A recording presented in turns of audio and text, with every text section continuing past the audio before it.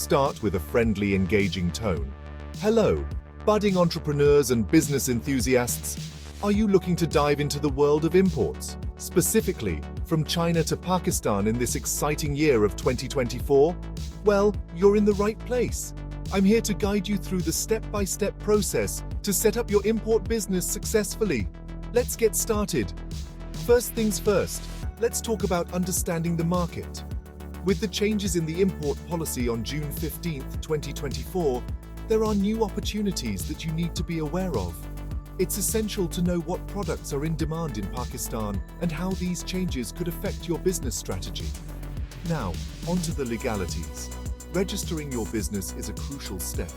Make sure you comply with both Chinese and Pakistani regulations.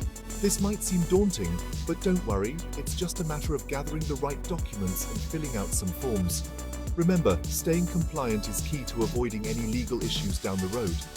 Moving on, let's discuss sourcing products. China is known for its vast manufacturing capabilities, which is great news for you as an importer. However, selecting the right supplier is critical. Attend trade fairs, use platforms like Alibaba, and don't hesitate to ask for samples. Also, building a good relationship with your suppliers can lead to better pricing and terms.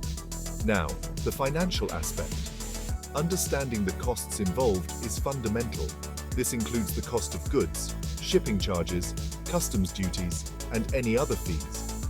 Make sure you have a clear budget and consider how currency exchange rates might affect your costs.